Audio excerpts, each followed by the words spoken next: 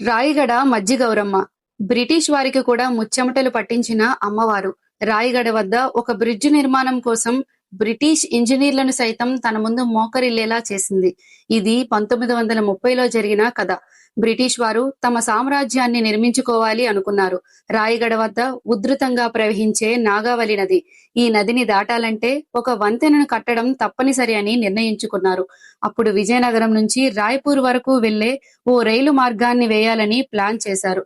కానీ ఇక్కడే అసలు వింత. ఎంత పటిష్టంగా కట్టినా సరే ఎటువంటి కారణం లేకుండానే ఆ వంతెన పిల్లర్లు పదే పదే కూలిపోతున్నాయి. వాళ్ళ ఇంజనీరింగ్ నైపుణ్యం, వాళ్ళ టెక్నాలజీ అన్ని నది ఉధృతి ముందు తలవంచాయి. అంతు చిక్కని వైఫల్యాలు వారిని నిస్సహాయులుగా చేశాయి. అప్పుడే ఆ ప్రాజెక్ట్ హెడ్ గా ఉన్న చీఫ్ ఇంజనీర్ కలలో అమ్మవారు ప్రత్యక్షమై, ఇది నా నేల, నా ఆలయం కట్టిన తరువాత మాత్రమే నీ వంతెన నిలబడుతుంది అని. ఇంజనీర్